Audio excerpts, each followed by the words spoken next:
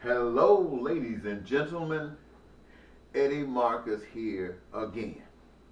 I want to thank you so very, very much for giving me this your time. Because indeed, I got a wonderful, wonderful message for you. It's a short one, but it's good as it comes. I want to tell you something about my God. Oh, don't walk away. Now, I know of the gods that you heard of kind of turn you off, and you don't want to be put through that. But I can guarantee you that this isn't about anything like that. This is about a God of love and wisdom and smart and knows exactly what's going on, knows exactly what is required to fix it, knows also that you are a loving creation that's walking in the dark, and he wants you to have the light. And so as you sit there, stand there, and I stand here getting this message for you so that your heart can be free. And like the wind that blows on a stormy, cool night, you can be riding on the waves of those frequencies. So as I say this and say it to you real hard and real lovingly, God is God of us all. We look at ourselves, those of us who say we're good, those of us who say we're on the right track. God is our God, an unseen spirit responsible for who and what we are.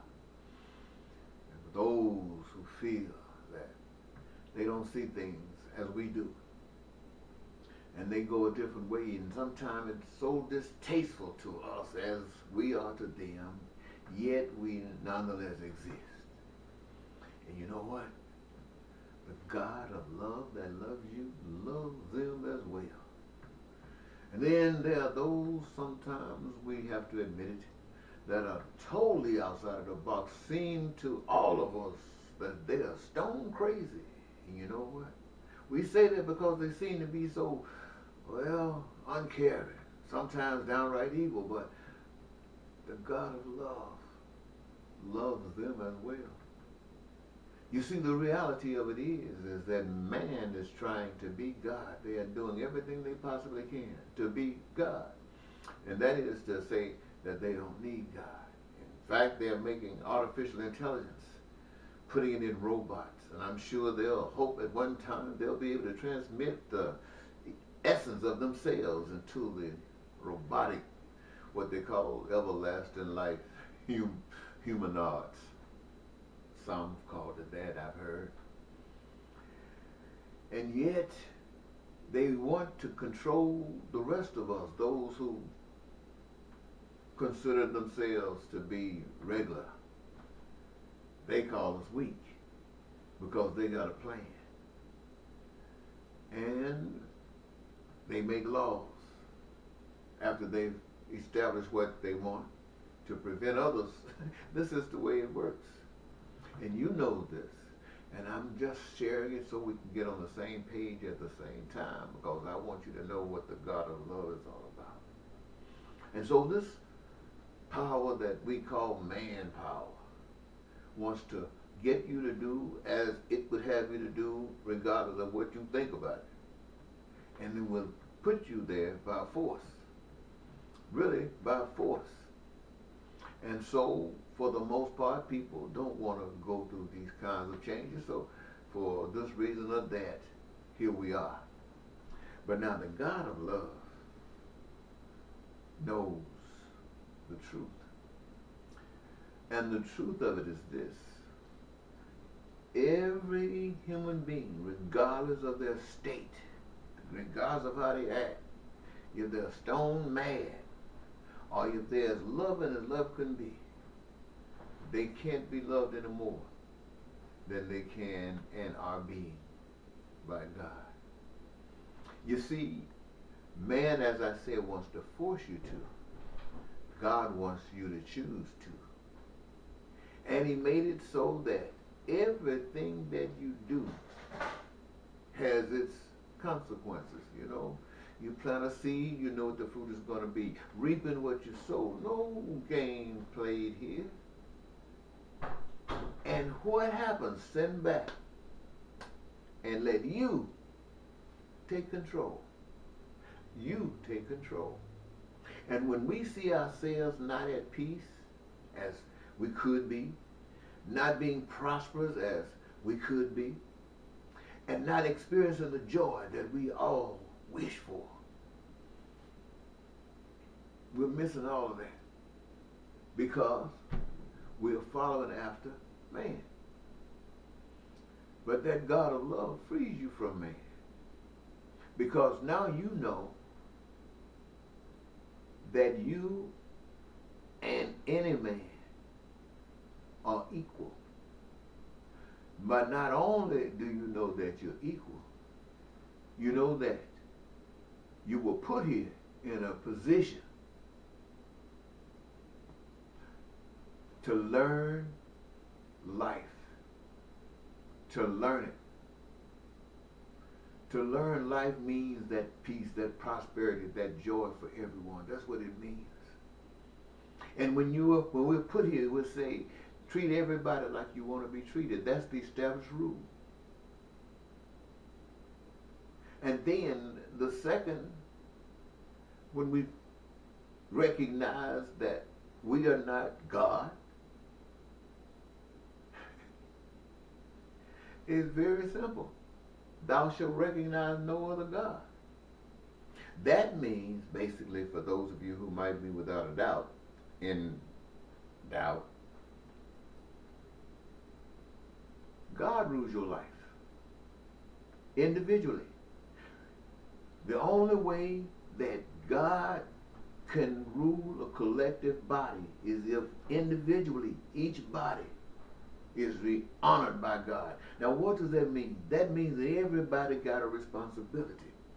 Whether you are free is in your hands. You can't blame anybody for your bondage but yourself. Because God, your Creator, has said, thou shalt have no other gods before me. Now, to whom one gives rule to, the one that they accept as ruler, is their God. The one that you accept as ruler is your God.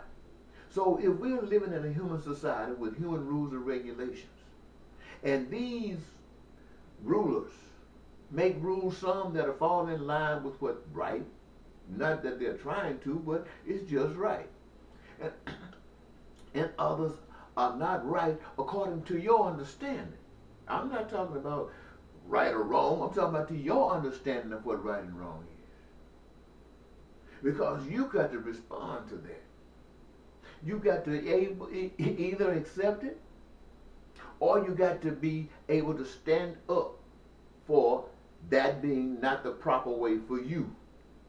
And this gives you a chance to show yourself, to be revealed and exposed, just like Donald Trump and Miss Clinton. But now you know the truth. So you don't have to lie. You don't have to hide behind some made up stuff and some other scheme and everybody see through it. You can be honest. There's no shame in your game. You've been liberated. You're free. And you want everybody to know that you're free. So when they come at you, this is your time to shine. Don't run and hide. Well, to a person that's free, I don't have to say that too. But just for those who wonder how people act when they're free, this is what they do. And now it would be hard for anybody who is not already in freedom to understand what I've just said. But for those who are walking down the path of freedom, there's no greater joy in life.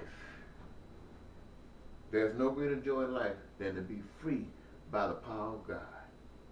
To say to every government on the face of the earth, wherever you are, whether you're in Canada, America, Russia, Paris, wherever you are, and say, and I'm not telling you to do this, but I'm saying to be there and to be able to say that I see you for who and what you are.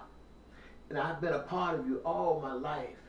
But now I see and I'm set free and I'm ashamed of what I've been attached to.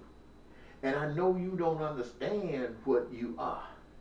And it is up to me, because I see, to stand up and show you. And whatever it takes to show you, I got to do it, because that's what love is. Now, if you are so open-hearted and you can easily see this, then we can embrace each other and the work is basically done.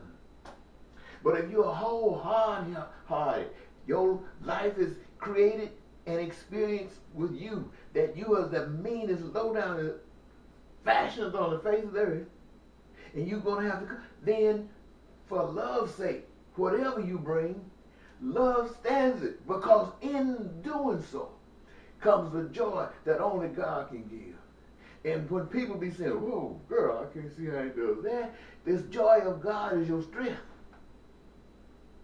The joy of God is your strength. Why? Because you are representing to all of those in darkness, to all of those who can see, but you're not actually trying to free them. That's not what you're trying to do. You're just being free. Now, see, people get nervous and say, come on, let me set you free. No, baby doll. Look, you say, watch me so you can see what freedom is.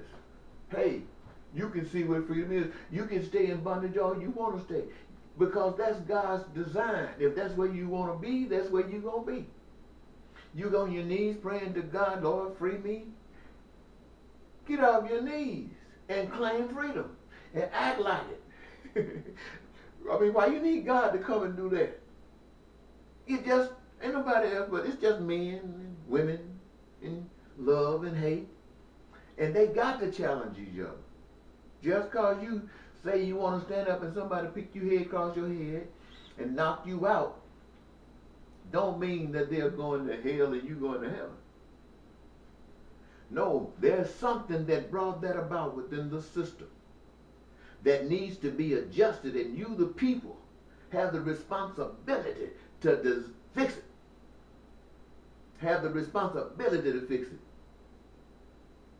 it. And when you fix it, it's done with. But in order to fix it, you got to care. And the way to care is for somebody, by joy, somebody. Stand up. I mean, somebody love the Lord. Somebody love God. Somebody stand up and want to represent a God that's not about money. Represent a God about peace and everybody having their needs met. I mean, designed it in such a way that it can't be missed unless you decide to miss it. People who are poor, they say all the rich people are doing this to me. Well, you know why the rich people are doing that to you? Because you're letting them. You're allowing them to do it.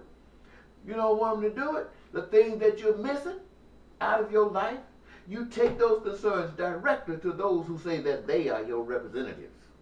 They are there to protect you. Tell them, say, okay, you failed your job, do this. And if they can't do it, there's evidence that there's a bunch of junk. So you don't have to walk around being afraid of junk. Come on, ladies and gentlemen, it's a brand new day. Now, I just wanted to share a little bit with you about my God, and I hope you enjoyed. Everything I told you is true. And until next time, this is Eddie B. Potamo Jackson Marker saying bye-bye.